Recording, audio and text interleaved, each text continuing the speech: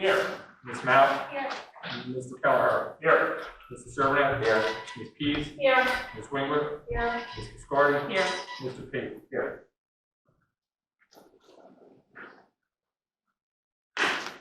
Sorry, my mic wasn't working. Your turn.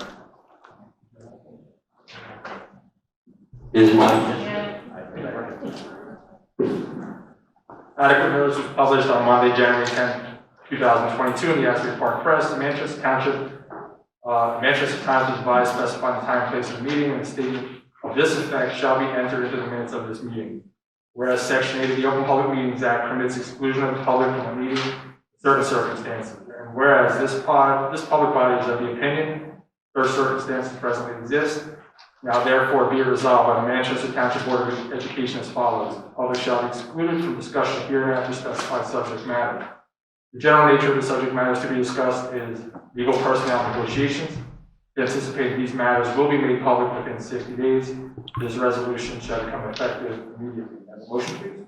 Motion. Second. All in favor? Aye. Okay, we'll return in approximately a half hour or so. Township, that's the January 10th. January meeting, the Manchester Township Board of Education. We have a roll call, please. Mr. Staples. Here. Ms. Mount. Here. Mr. Keller. Here. Mr. Servant. Here. Ms. Pease. Here. Ms. Wingler. Here. Ms. Piscardi. Here. Mr. Pete. Please join me in the flag salute. I pledge allegiance to the flag of the United States of America and to the republic for which it stands, one nation under God, indivisible, with liberty and justice for all.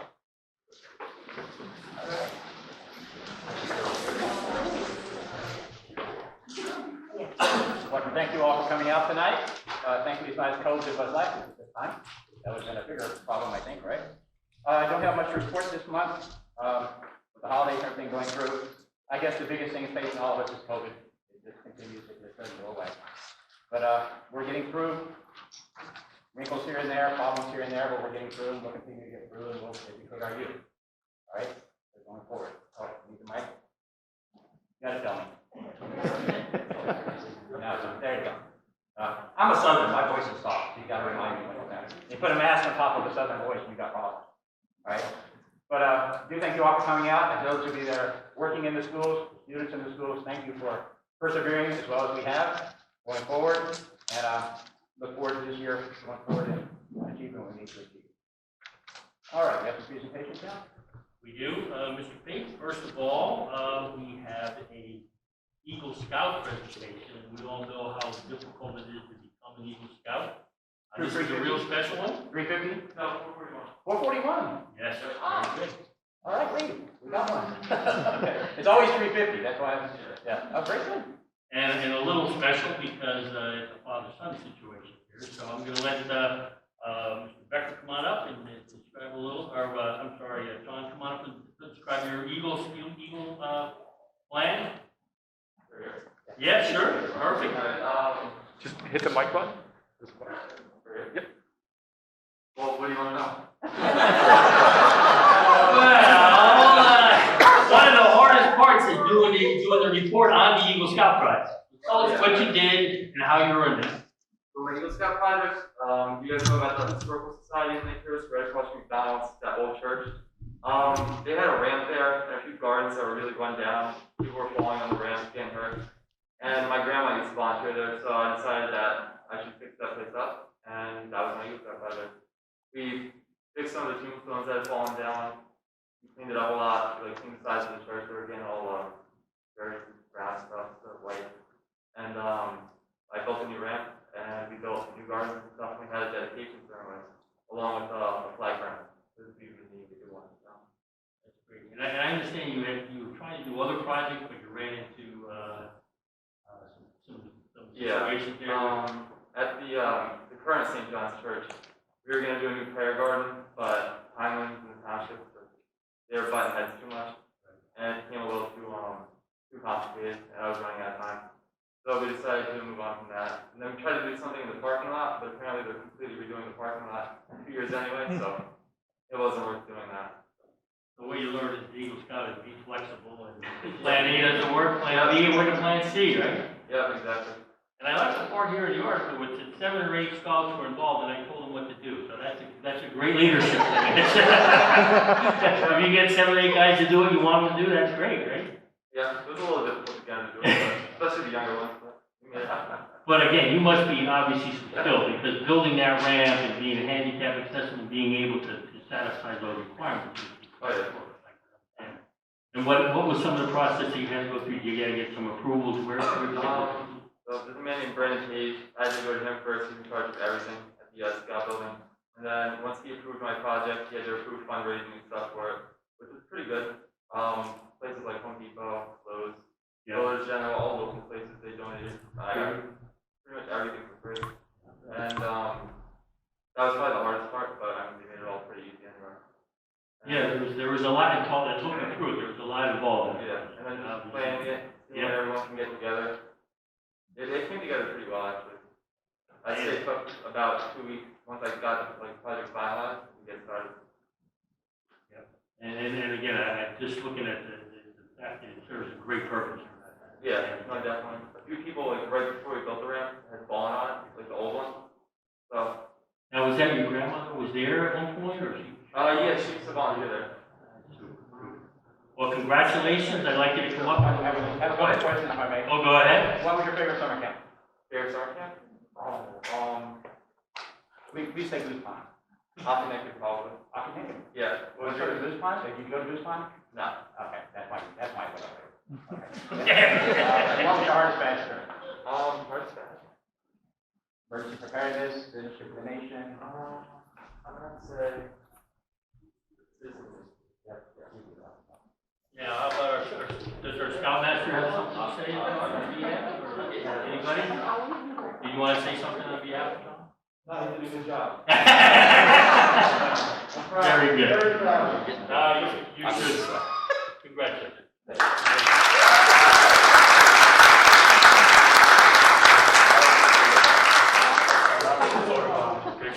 There you go. You get a hawk pin that don't go to the eagle.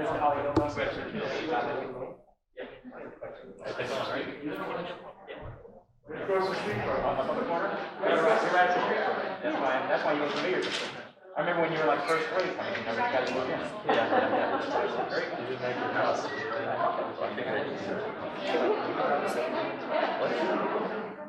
Congratulations. We're gonna bypass the American Red Cross appreciation. I think we're gonna move that to next month. The situation came up, so we're gonna move right into the Start Strong presentation, and that's Mrs. Pedrosa and her group. Hold your applause.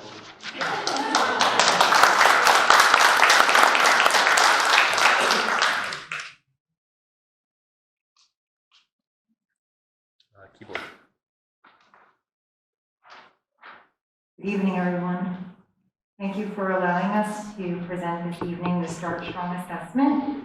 I have my curriculum team with me, Dr. Saraceno, Mrs. McLaughlin, Mrs. Nickel, and we'll be going through the results of the Start Strong from the October administration.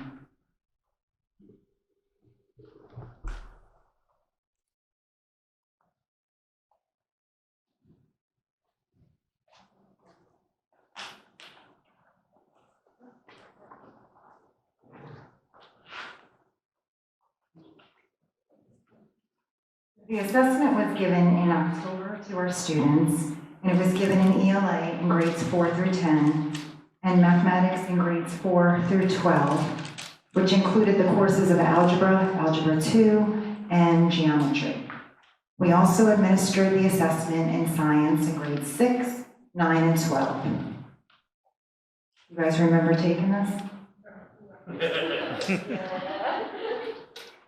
So now we're going to tell you how you guys all did.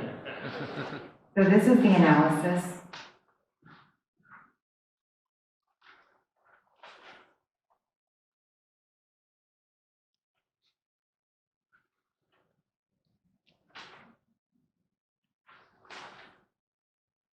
We're having technical difficulties. Please stand by.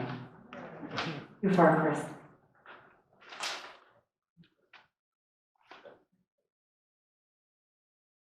That's good, thank you.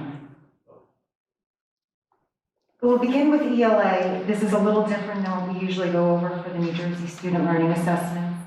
You can see that the range goes from 1 to 3, 1 being the lowest, which is the most support, and 3 being the less support given. Well, I do want to make you aware of, in the ELA, no writing was given. It was primarily reading passages, and because of that, we were able to get a very quick turnaround time to get the result. So the scores go from 4th grade up to 12th grade. We had 1,444 students that were assessed, and you can see that on the next graph, there's a visual representation. This is not working. Oh, I got it. There's a visual representation so that you can see how the students performed.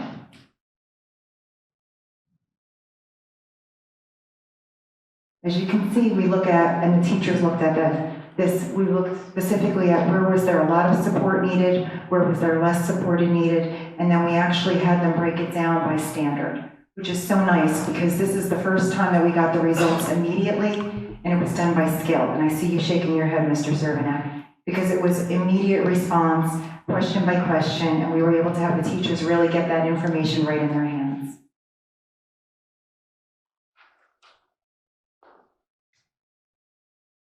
The next information that we're going to give you is the visual graphic of the math. And you can see that went from 4th grade all the way up to Algebra 2. Of course, we are looking at Algebra 1. That was an area that we had to work on or some concern. But please just be aware of that these are actually assessments from the previous year's information. So when you're looking at Algebra 1, we're really looking at 8th grade content standards. In science, as you're aware, this is a fairly new assessment.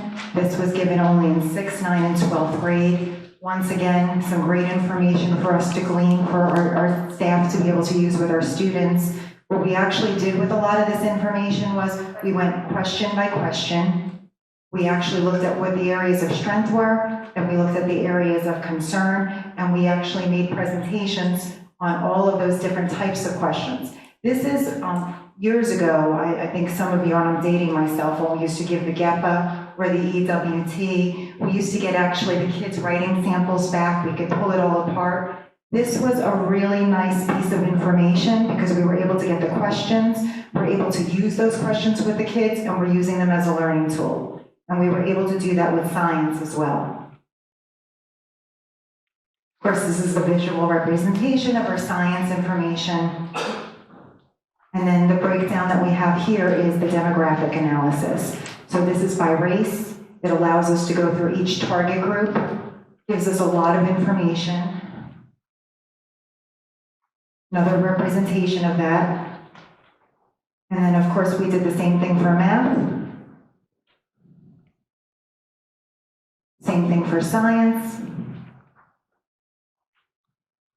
And then we also broke it down by program, which is very helpful. So by program, we're looking at each particular level.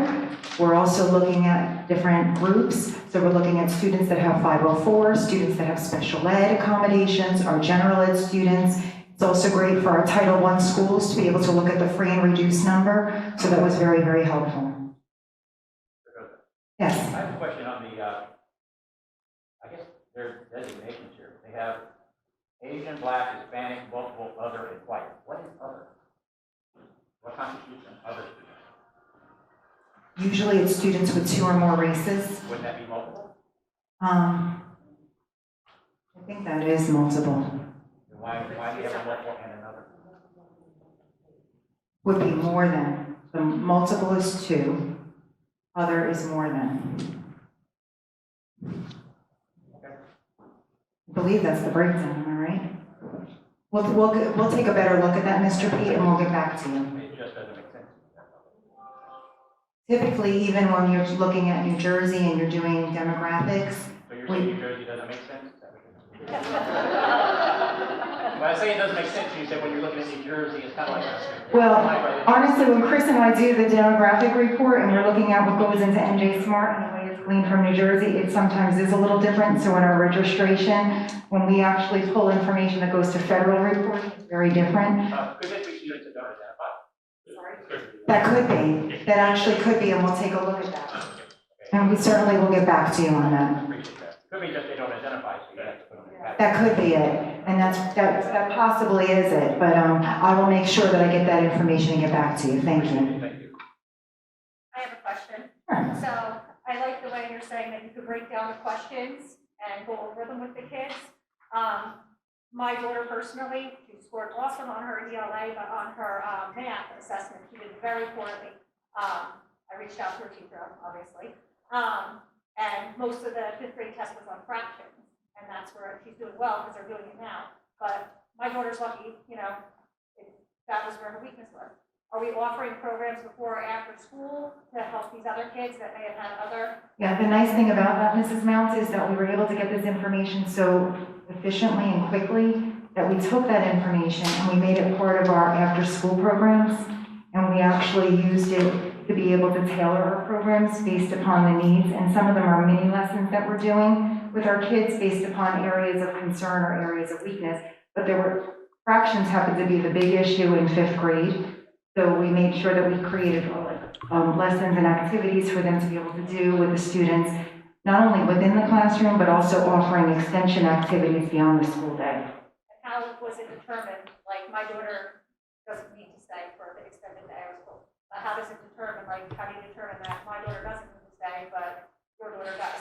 So what we ended up doing was those kids that actually were working with the teachers in the classroom that still needed a little bit more additional were able to talk to the principals. And the principals were able to put them through if they needed more help or assistance. Thank you. You're welcome. All right, it looks like in almost every category, strong support is needed, 30 to 50%. Is that, are we going to say that's directly because of the disruption in education over the last 2 years? Well, the one concern that we have with this data is usually when we present to you, we're able to compare it across the county or across the state. We weren't able to really, that's not what this is intended for. I will tell you that we were able to share some of the other districts just to see if we were in line with what was going on there. It was not intended for us to do anything other than look at it as a district and see what the effects of the pandemic were, and then try to remediate in that way. But for us, looking at it the first look, we were a little concerned because you look at, there's a lot of support that's needed. Oh, yes. Yes. Every category, Mhm. strong support is needed. Yes. Across the board. Now we are doing assessments to see how the kids are progressing. We're following along. We use Linkit. We are also using iReady to make sure that we're targeting the skill, then assessing. And so even to your question, Mrs. Mount, once instruction is given, then we're assessing to see what kids are performing where we need them to and what kids still need more remediation. But is this going to be just snowballing over? Because obviously if they need strong support, we'll have to do some remedial teaching. If we're doing remedial teaching, that means we're not teaching to the curriculum that should be taught. Yeah, so I just had some professional development for my math teachers, and we went over what we call acceleration, which is not just remediation. Acceleration is the use of the priority standards that the state released in order to address the pandemic shortfalls. So they've had training on that. They're looking at their curriculum. They're looking at how to do their pacing and to address the gap, but still address grade level standards. So And you're going to be able to do that. we're working on that. Across the board, in every one of these categories, and every grade level, we're going to be able to do that. We're going to do the best that we can. That's what we're doing. We're breaking it I know down. that We're going going in. through. It's not the time question. All right, I don't. It's a difficult job. Oh, It's actually an overwhelming job at times, but we're going through it. We're breaking it down. We're setting up the lessons, and we're trying to address what the needs are. I will have some more questions first, like, Mr. Pedrosa, but I'll address it outside where we don't need to do it here. No, and the other point, Mr. Pate, to your question is, we have to be careful within how much we're doing within the regular class time. Because to Mrs. Mount's point, some of these kids may just need some additional reinforcement, some backfilling of some prerequisites, and we have to be aware that we still have to move them where they need to be by the end of the year. So I understand what you're saying and where you're coming from. Hence why in ESSER 2 grants, we did learning acceleration programs. We've added a lot more extension activities before and after school programs because it's going to be a very heavy lift. And if we don't really focus on what are the core concepts that are needed, then you're right, the cycle could just continue in terms of remediation. But everything I'm reading, not reading, but a lot of things I'm reading, is saying that we should spend up to 50% just doing the social, because there's so much depression and all this kind of stuff in the school day.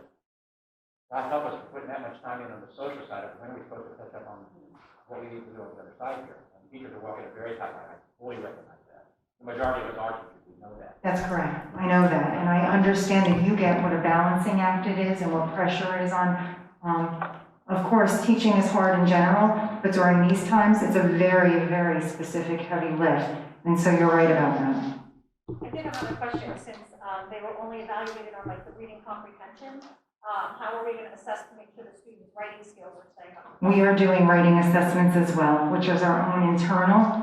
Even through Linkit, we don't use, Linkit doesn't have a writing component, but we realize that that's very, very important. As a matter of fact, we, Mrs. Saraceno, Dr. Saraceno and I were going over just even our access assessments, and writing was a very significant deficit in that domain. And so we're making sure that we're putting focus on the writing, especially because the kids were very used to using keyboard, they were very much on the computer, so the teachers are doing a lot in terms of writing, but we have our own internal writing assessments. And writing portfolios still will continue to go home as they have always. So you're finding the writing scores are right in line with the rest of the scores here? I know, no, they're doing independent scores, right? You're doing independent tests, I mean district tests, not state tests. Are you finding that the results that you're doing when you're doing these tests mirror what we're seeing here in these state tests?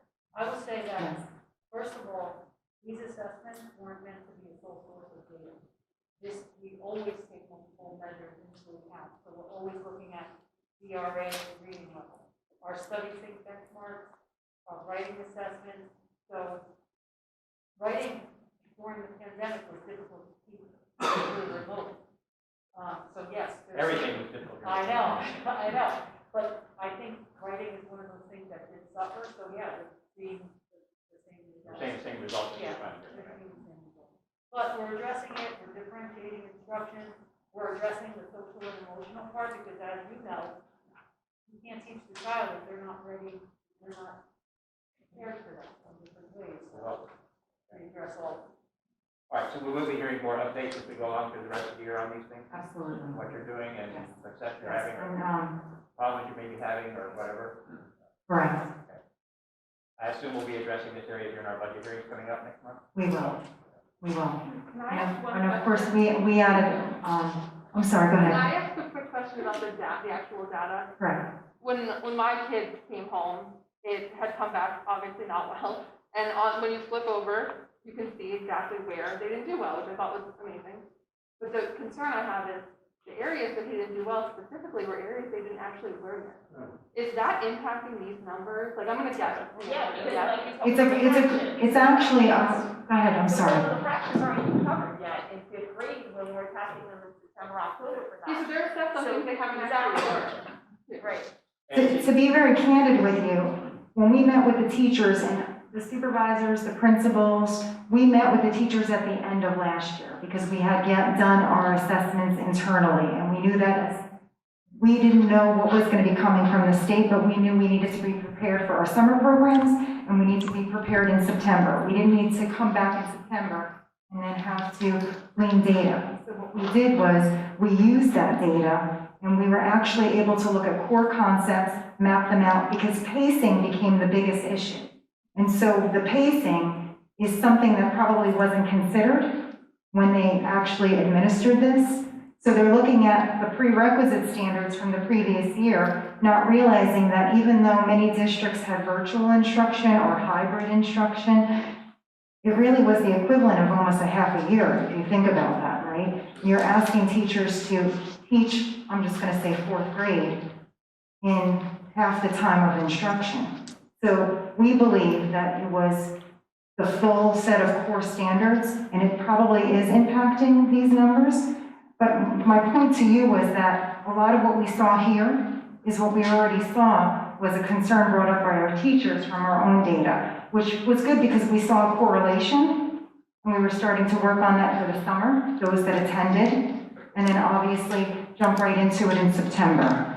Of course, Mr. George, when he set this up, he set it up so that we could give this right in October, and we were very, very pleased. This is the first time we got such a fast turnaround of data, and it was really useful data. So it's important for us to make sure that it got into the teachers' hands, and we wanted parents to be able to see it as well. But I think you have such a great point, because the pacing was what impacted a lot of the instruction. The other thing to remember is these were small tests. They were only 45 to 60 minutes and had possibly 20 to 24 questions. So we give a lot of formative assessments, summative assessments. We're doing our mid-year benchmark testing now. We take all of that information into account to really target and specifically address the individual needs of every student. So this is one snippet of information. What was really great about it was it gave, like, on the back, the different sub-skills, so you could see, you know, maybe my child wasn't doing as well in nonfiction as opposed to fiction, or fractions versus, you know, numbers and operations. That was great. It was amazing for our teachers to see the questions, so that now we're building those in as like spiral review. But it's just really important that this was a really small test. And it was 45 minutes. Yeah, it was 45 to 60 minutes. And I think in ELA, there were some sections that only had 10 questions. Still reading fast is 10 questions. And not every standard is tested. Yeah, because they were looking for really core content standards, those core concepts, and the focus standards. But the reality is that it could have been thrown off by a vocabulary word that a kid wasn't familiar with. And the other thing I neglected to say to you, some of these kids have not taken an assessment, a standardized test, in possibly 2 years, right? Or some of these students haven't taken a standardized test at all. So that was something to consider. Of course, we do give the iReady and we give the Link It, but those are different types of assessments. So it was just something for us to keep in mind that, you know, they may have not ever experienced a standardized test before. Diane, too, calculator. Was that able to use the calculator? I don't recall exactly. Do you remember? So that's the other thing too, you know, you think about the fact. It was a digital tool. So they don't really even know how to use those sort of tools, you know? And we go Well, back- that's something for us to remember, because usually when we're teaching within our classroom and we're working with our kids and preparing them, not that we teach the test, but we want to make sure that they are familiar with the tools that are available to them. It was something that perhaps some of them were not familiar with. That's a strategy too. I mean, that's a big thing that we're seeing as well. Absolutely. Problems back and forth with them, you know? Correct. Those The toggling back and forth, the scrolling down, Yeah. you're absolutely right. Yeah. We do have one last slide, which is just what we put together from what we got from the principals, the way they've been working with their staff. So to answer your question, Mrs. Mount, we actually included extended day programs targeting specific skills based upon student need. Of course, a parent could always call an administrator if they feel that, you know, more help is wanted or needed. But we were really relying on the teachers to make sure that if they isolated a skill and this child needed extra, that was an option available for them. Of course, we also spoke about, you know, adequate access to technology, which is what you brought up, Mrs. Biscardi, the idea of the tools, the idea of using technology in that way. And then, of course, we've been focusing on professional development, collaboration, making sure the teachers are able to really use this data and go back and use it in the classrooms. And then the other thing is that we've been really having some great data dives, both vertically and horizontally in terms of what they're seeing. But to Mrs. Nichols' point, this is one snapshot. We use multiple measures. Of course, the teachers are constantly assessing and going back and looking at what the kids are needing, and that's part of our conversations. So we do be sharing that information with us with the multiple measures, so we can see where they are limited, where they are in other aspects. Absolutely, we'd be happy to do that. Even the writing, I like to see where they are, you know, where they started from in the beginning to now, kind of a thing. That would be great to see as well. We'd be happy to do that. Are there any other questions for us? Okay, thank you so much. Good job.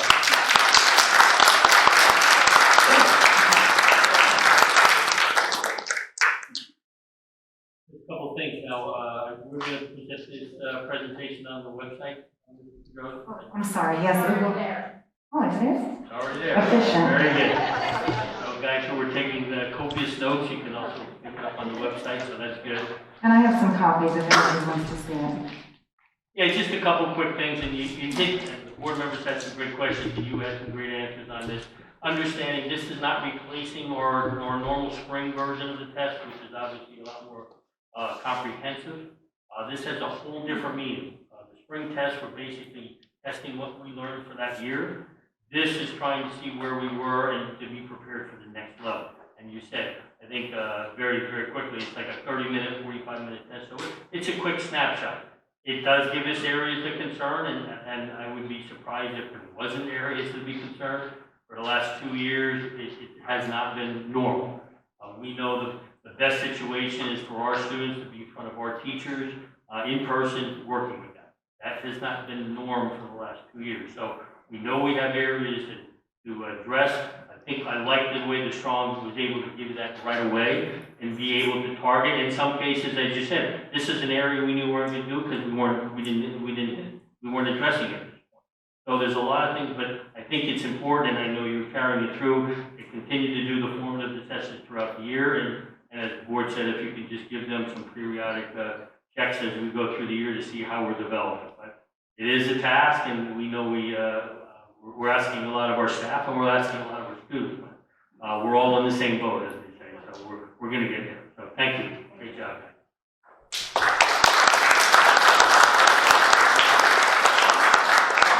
Mr. Treadway, you have your... I do. Just real quick, Mr. Adams, this just came across my desk yesterday, I guess. I guess we're recognized for an award, AP Computer Science Female Diversity Award. That's one of the schools in New Jersey. Can you just give us a real quick synopsis of that? Yes, not New Jersey, sir. One of 760 schools across the country. Ah, How about that? So, our numbers in our AP Computer Science course have increased with female students. Right now, we have about 70% of our students who are taking AP Computer Science are females. And this award basically is about the amount of female students that has increased for the last 3 years of taking the actual AP exam. So the teacher is Mrs. Kelly. She does a great job. And we have 2 classes, one AP Computer Science, and then we have Intro to Computer Science, which deals more of the program. But the kids are doing a great job. The program is growing. And board actually, soon enough, we want to present some courses that we want to add to kind of grow the program. So this is a great award, and we're very, very proud of it. And testament to our students and our teachers. So I guess the females are doing well in the AP Computer program. Absolutely. Congratulations. Very good. Congratulations. January has been designated as School Board Recognition Month. So there's over 5,000 school board members across the state, and sometimes people don't realize that there is no payment, that they do not get any payment or for their services. And I can only speak for this board and the boards that I've had in the past. It's been a privilege to work with them. Each board member serves because they want to contribute to the community. They get no other remuneration, no perks, as they say, nothing like that. It's just basically their commitment to the children in the township and their commitment to the community.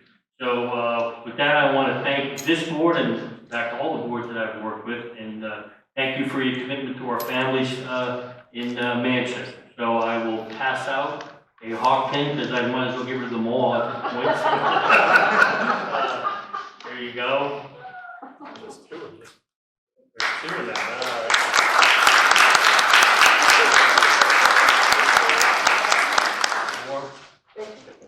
Okay.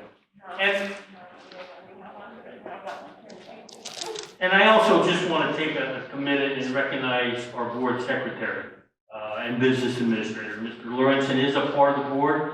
He also serves as our business administrator, and I've worked with Craig in 2 different districts. And I can say he's an outstanding administrator. He's an outstanding board secretary. He handles things in a professional manner. He's ethical and fiscally responsible. And really, anytime I go in to knock on the door and for a program for our students to find some money, First he hides, and then he says, yes, we'll find it. And he's done a great job with this district, so I want to actually recommend, or commend Mr. Lorenzen. And this might be your first.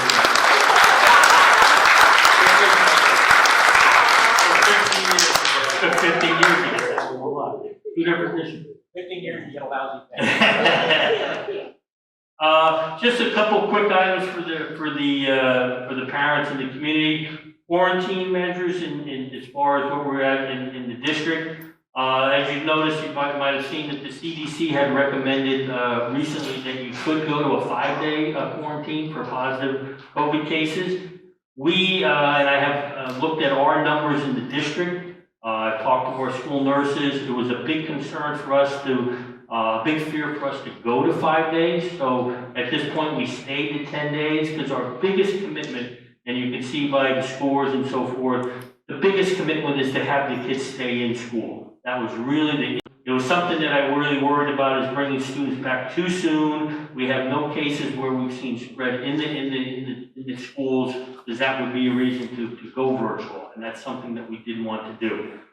Fortunately, though, we have seen the numbers go down, and after reviewing the numbers this week, it looks like we will be able to go to a 5-day quarantine beginning Monday, and that's a good sign. It looks like this variant is obviously very contagious, but the length of the quarantine does not have to be that long. So we will be moving to a 5-day next week, and again, make sure that, and what goes with that 5 days is making sure that you're masked up and doing all the things that you have to be cautious of. But I do want to thank, and mentioning it, I do want to thank our school nurses, not only for the input that they've given me here. As you know, I'm not a medical doctor. I'm not even another doctor. I'm just a Mr. Trethewey. But their service has been invaluable. I can't even begin. I was going to actually have them come tonight and recognize them, but I think they needed more time to just stay home and relax, because they have been inundated with a number of cases, hundreds of cases. They've dealt with close contacts. They have just done a phenomenal job, and we will recognize them, but I just want to really say that our school nurses have done an outstanding job.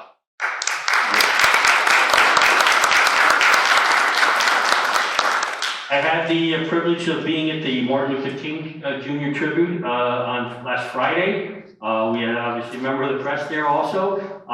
Again, it's something phenomenal. And as Mr. Adams, when I said that's something unique to New Jersey, he corrected me, say that's across the nation.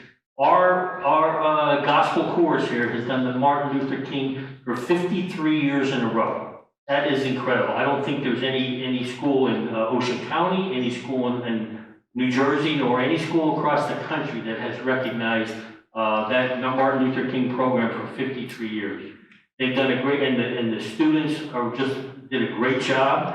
Mr. Adams is there, did an excellent job. Mr. Staples was able to be in the audience. We appreciate that. But again, 53 years, it's a lot of people keeping things going, and for 53 years, it really was a remarkable. Our kids were outstanding and really different, as you might have known. One of our directors, Selena Bullock, passed away, and carrying on the tradition were her children. So they did an outstanding job, and I'm really proud of our kids. So congratulations to the gospel chorus, and I expect to be there for the 54th time. So it's going to be great.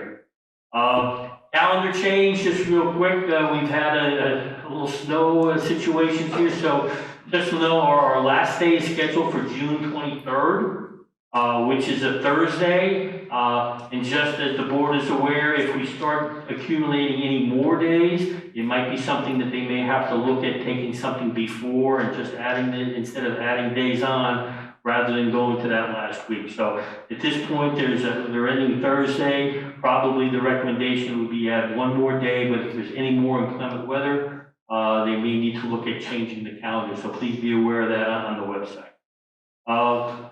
One person I'd like to recognize in the agenda is B1, Betty McRae, who's been with our district. She is retiring, and she's been in the district for 29 years. I want to wish her the best of luck. And speaking of retiring, this will be my last board meeting before I retire, so I just want to say thank you. Thank you for the privilege to serve the Manchester Township District as a superintendent.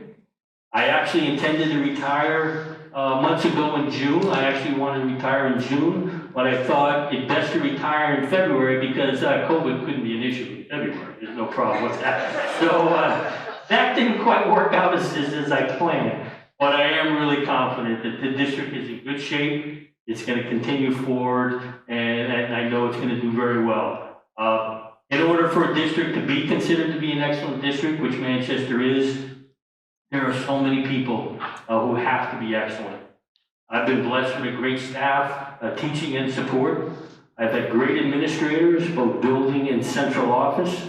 I've had worked with a number of school boards, including this school board, and they have the kids' interest in mind.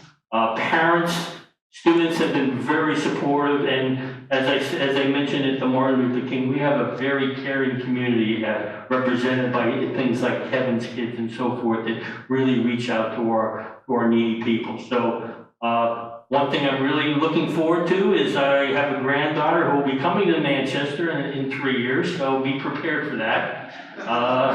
And I know the next superintendent will continue to move our district forward with the continued support of our board, the staff, the parents, and the Manchester community. And with that, it's really been an honor to be a superintendent in Manchester.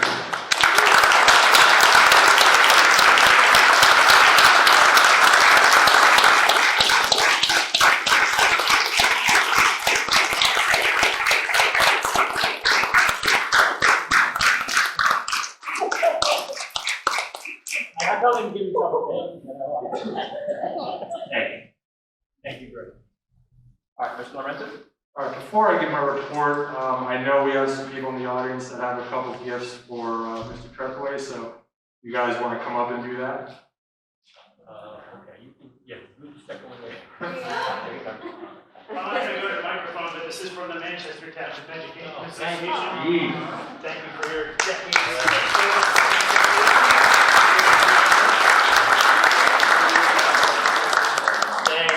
man. That's a lot. That's 5-gallon jar of aftershave. And I'll remind Mr. Trethewey that Anne Marie's in the back, so he's not going to be able to see her. She doesn't know that she's going on here. SBA has something. Yeah. So, on behalf of the MTSD SBA, we do have a gift for you as well. And another gift for later on, but that's a different story. But we just wanted to thank you for all of your continued support, and we wish you the best of luck in retirement. So much, thank you.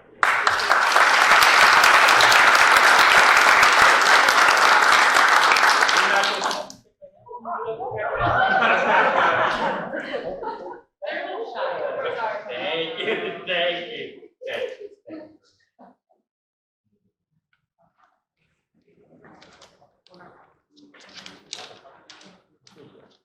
Okay. All right. I got two quick things. Just an update. The budget process is ongoing. Budgets have been submitted. They are in the process of being reviewed. I'm at the point now where I'm just going through, just kind of taking notes, kind of seeing where the needs are, where the priorities are. We'll be setting up meetings shortly to review them a little more in depth with the schools and departments. At this point, no information has been released from the state on funding or things like that. So we don't really have anything from that point. I do anticipate that we'll have something when we have our public meetings to present the budgets, where our departments and our school principals will come and present their budgets and kind of give an overview of what their plans are for the 22-23 school year. And at that time, we'll hopefully have some numbers from the state. They typically come out that last week in February. Last year, I think they came out in March, the first week in March, but I'm hoping to have more information as we get closer to those. Just also to give you an update, today we did our mid-year budget review with the county.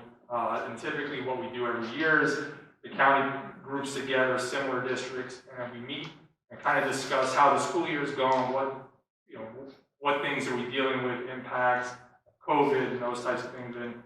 And so, not surprisingly, all the districts in New Jersey are having a lot of the same issues, whether it's not being able to find staff, subs, bus drivers, those types of things.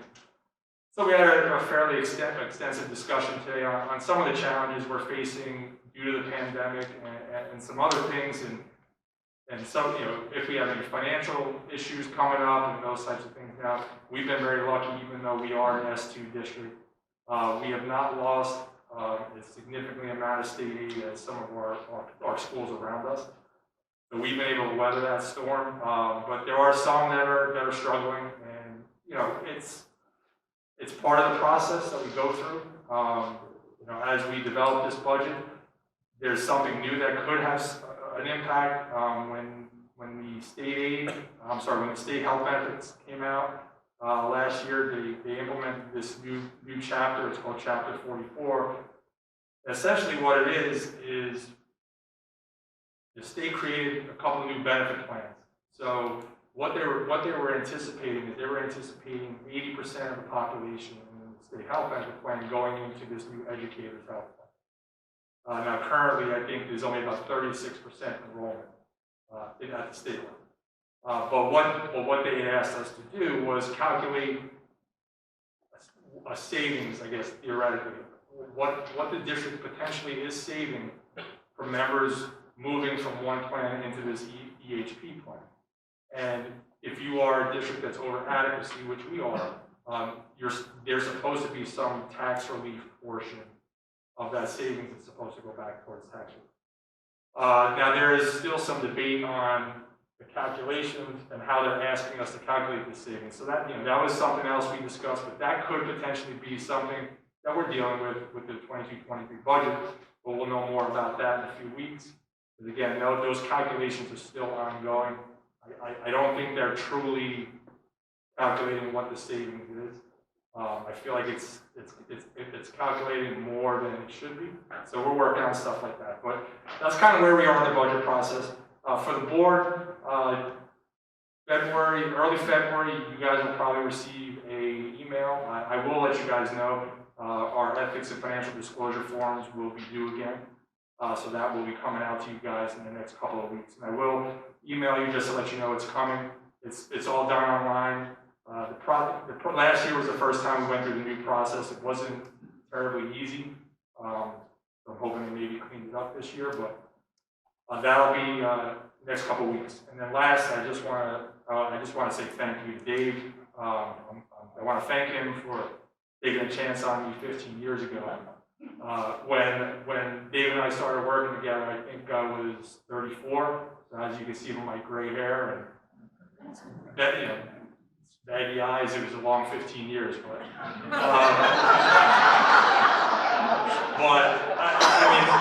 I can honestly say I can't thank him enough for his mentorship, his friendship. It's truly been, a great 15 years. We've had thousands of discussions probably over these, whether it was about the Yankees, whether it was about something going on in the district. He loves talking about his family and his parents and his kids, and the latest is the grandkid. He loves that grandkid so much. And so you hear him on the phone with her all the time. He closes the door, you can still hear him. But it's truly been a pleasure working with Dave. He was always very easy to come to. It didn't matter what the issue was, what the problem was. He would make the time to talk to you. Even if he had a million things going on. So, Dave, I just want to say thank you. I want to say congratulations, and it's well deserved.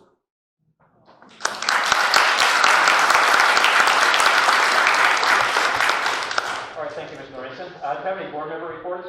Please ask once again this month, keep them as short as you can. All right.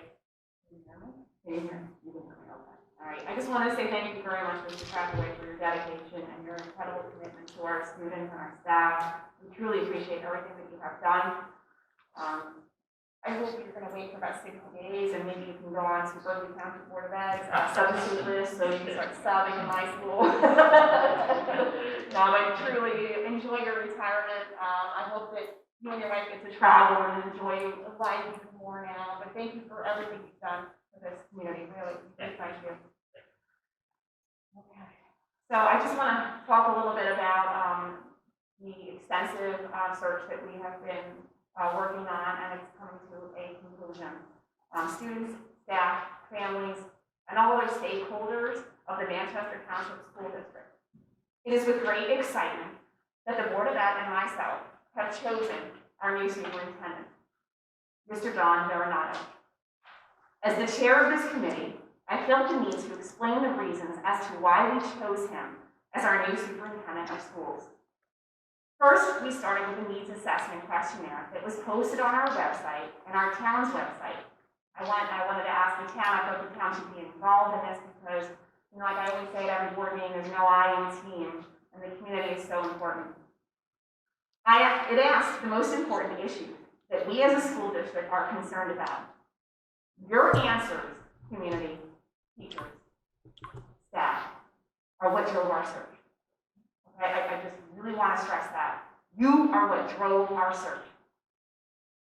You told us, and we had that in front of us at all times. I had that questionnaire with me during this whole process. All the answers, everything was driven from your answers. We know how important this decision is for our students and our staff. So next, our committee consisted of the members who were non-conflicted. We are parents with children in this school district, and because of this, we have a vested interest. After reading through the very many resumes, essays, interviewing close to 20 candidates, we all agreed on Mr. John Veronato. So I want to answer a couple questions that you're probably thinking, and here they are. So why did we as a committee choose him?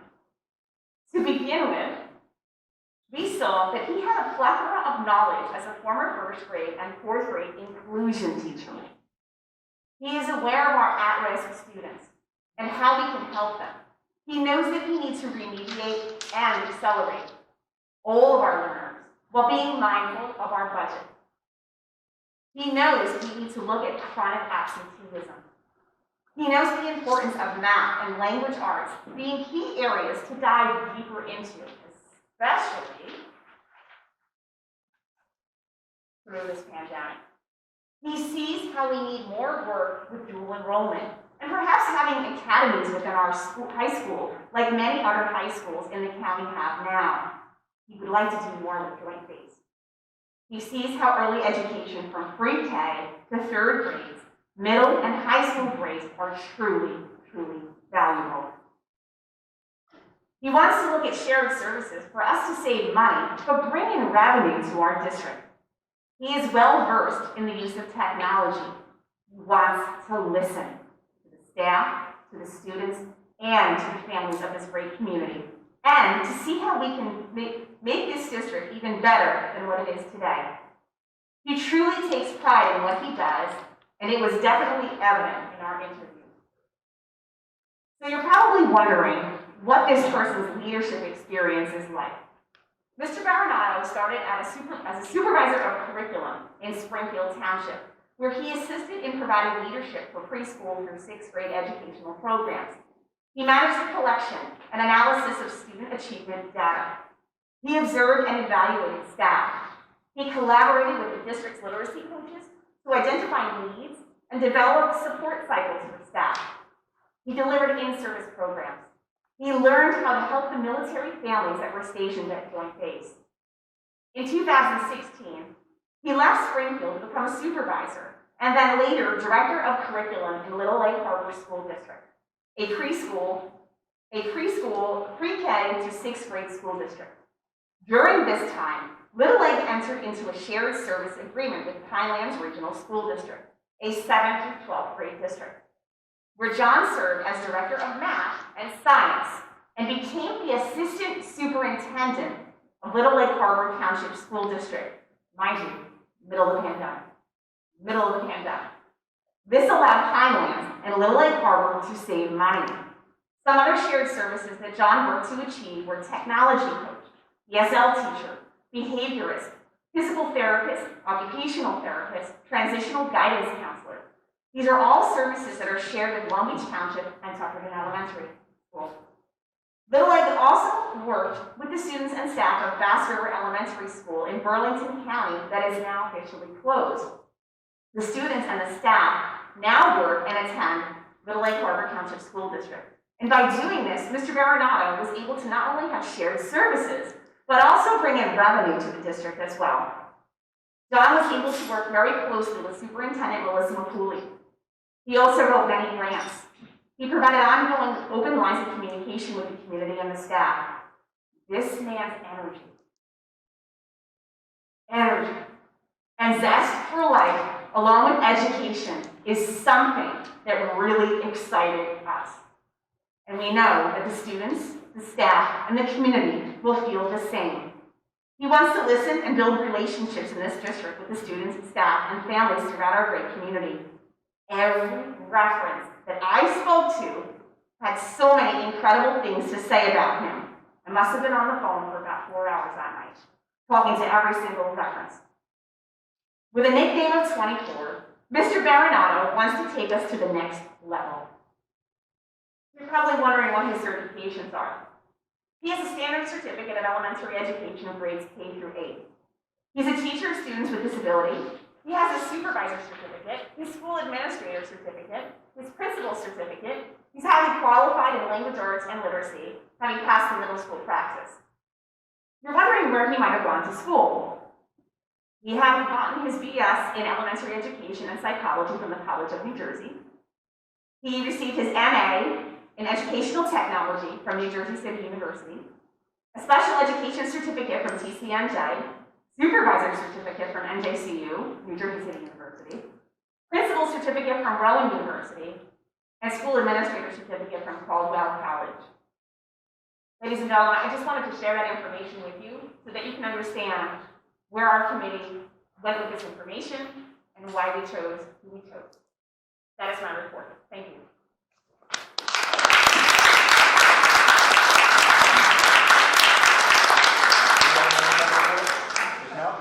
I just want to say thank you, Mr. Trepoway, for doing such a great job leading our district. It's been a pleasure working with you. I'm sure you will miss my many questions, texts, and emails, but I truly appreciate all that you have done, and I will miss you. I hope you enjoy retirement with your precious granddaughter. I also hope you get a collection of your often.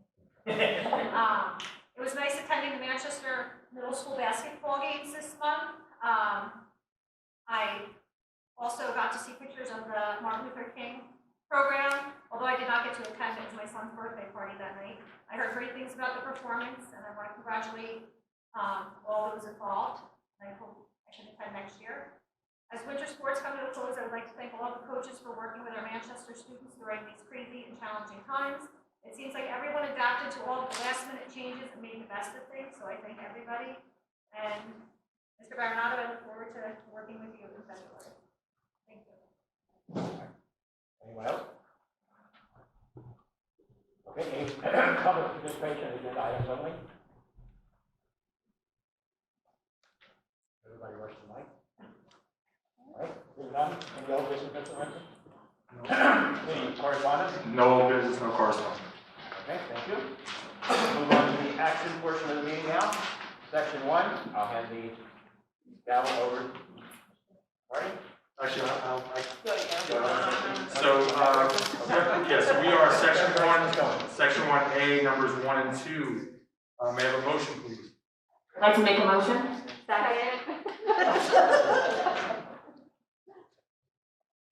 Yeah, do we have any discussion? Okay, we will take a roll call. Ms. Mallett? Yes. Mrs. Servant? Yes.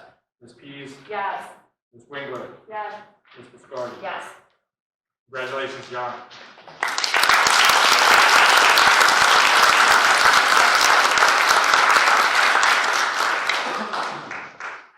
Rose, you have something? Sure, this is your time.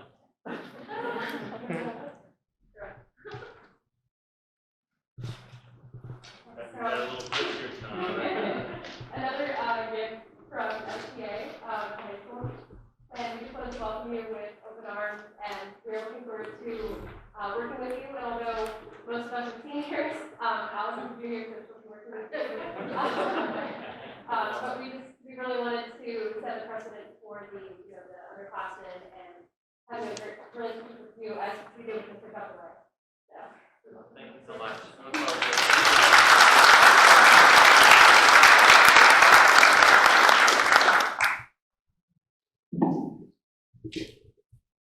All right, thank you again. All right, good evening. Thank you for your kind words. I feel like I needed to start with that. But I would also like to take this opportunity to express my sincere gratitude to the Board of Education for selecting and trusting me to be Manchester Township School District's next superintendent. In the coming weeks, I look forward to working with Mr. Trethewey and other district leaders to be able to better understand the educational landscape of Manchester Township School District and ensure a smooth transition for everyone. Once I begin my tenure on February 2nd, I will provide opportunities for the community to learn more about me, provide feedback about the current state of our district, and engage stakeholders in the realignment of our goal, vision, and mission. As we all know, and we heard during the presentation this evening, our education ecosystem was dramatically disrupted and affected by the global pandemic. We witnessed the entire school community embrace a new normal, riddled with new technology, during a time when there were so many questions and seemingly so many answers. So many few answers. We've learned that technology, when properly utilized, can accelerate learning, elevate and enhance our instructional practices, and improve communication to our school community. It's time for us to thrive, not just survive. Our next steps are critical and must properly address the unique needs of our community. We will continue to make decisions with full transparency that support a climate culture of high expectation. More importantly, I will ensure that the health and wellness of our staff and students are at the forefront of every decision that we make. I believe this work will be most beneficial when performed in a collaborative manner, and I intend to foster these relationships early on my tenure. To that end, I am ready to lead and support Manchester Township School District strategically, and with the fortitude to overcome whatever obstacles lie ahead. I commit today to the Board of Education, staff, parents, students, and the community that I will work diligently to assure that our district remains among the best in the county and state. Thank you again for this opportunity.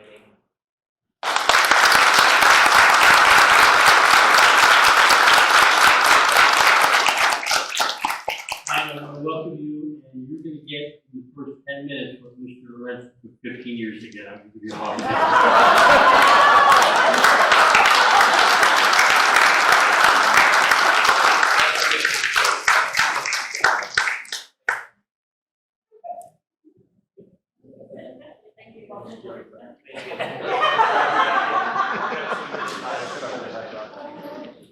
Thank you so much. Thank you. Welcome. Thank you.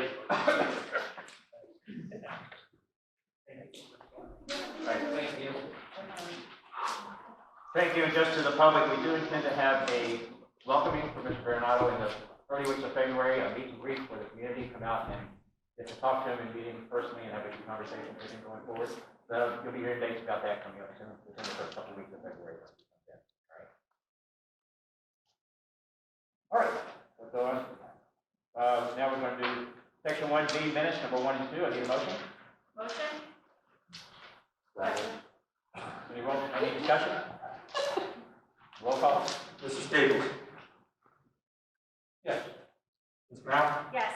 Mr. Kelleher. Yes. Mr. Servant. Yes. Ms. Pease. Same. Ms. Ringler. Yes. Ms. Biscardi. Yes. Ms. Yes. B, travel, number 1. Need a motion? Motion? Second. Any discussion? Hearing none, call for roll call. Mr. Staples. Yes. Ms. Mount. Yes. Mr. Kelleher. Yes. Mr. Servant. Yes. Ms. Pease. Yes. Ms. Ringler. Yes. Ms. Biscardi. Yes. Mr. Pate. Yes. All right. Letter D, school board recommendation month. I need a motion. Motion? Second.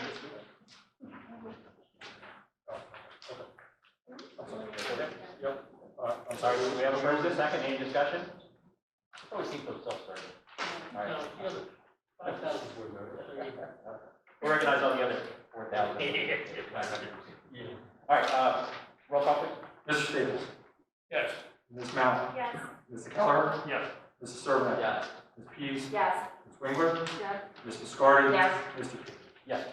Section 2A, administrative, number 1 through 4. Motion? Any discussion? I do actually have one. Mrs. Pedrosa, number 4 here, we're approving the bilingual ESL. What are the numbers up to in our bilingual program right now? Currently, we have 84 students K through 12. I cannot hear you. I'm sorry. Currently, we have 84 students K through 12. We are screening 4 students this week, so that's another possibly go up to 88. We started the year with what, 68? We started the year with a little bit under about 50. And we're slightly under 60. Okay. We've had a huge increase, and that's why you see that we are recommending for another ESL teacher on the agenda this evening. We have 49 students currently at the Ridley Elementary School. Wow, okay. All right, thank you. Thank you. All right, roll call? Mr. Staples? Yes. Ms. Mount? Yes. Mr. Keller? Yes. Mr. Servant? Yes. Ms. Pease? Yes. Ms. Winkler? Yes. Ms. Biscardi? Yes. Mr. P. Yes. B, personnel, numbers 1 through 33. Mr. Lorenzo, would you read in numbers 33, please? All right, so if I remember, I didn't write it down. We are reading in number 33, and number 33 will appoint Alex George as interim superintendent, effective February 1st, at a stipend of $500. The reason for that is Mr. Presley is leaving us on January 31st. Mr. Bernardo cannot start on February 2nd. We have to have someone by law in charge. So we're appointing Mr. George. So anybody have a lot of questions for February 1st? All complaints, be directed to 250-5900. Okay. We got our motion? We got that? No. Okay. No. May I have a motion, please? Motion? Second. All right, any discussion? Thank you, Mr. George, for stepping up and doing this for us. Thank you. All right, let's have a roll call, please. Mr. Staples? Yes. Ms. Mount? Yes. Mr. Keller? Yes. Mr. Servant? Yes. Ms. Pease? Yes. Ms. Winkler? Yes. Ms. Biscardi? Yes. Mr. P. Yes. C, student personnel, number 1. Need a motion? Make motion? Any discussion? Awful lot of non-medical this one. All right, roll call, please. Mr. Staples? Yes. Ms. Mount? Yes. Mr. Kelleher? Yes. Mr. Servant? Yes. Ms. Pease? Yes. Ms. Winkler? Yes. Ms. Biscardi? Yes. Mr. P. Yes. D, special services, number 1 and 2. Need a motion? Second? Any discussion? Roll call, please.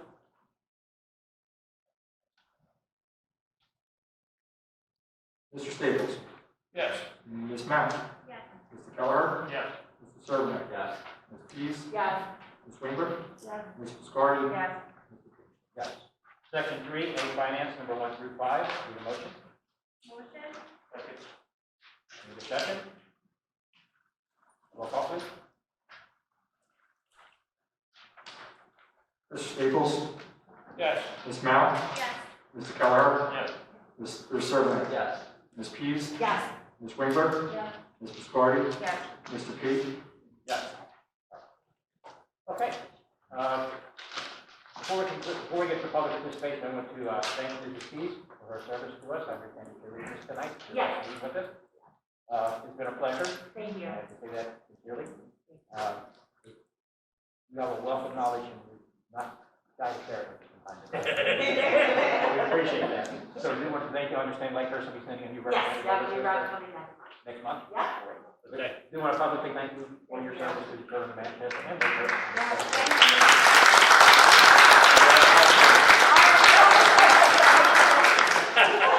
All right. Is there any public participation on any item? Not agenda item. Seeing none, I'll ask for a motion to adjourn. Motion? All in favor?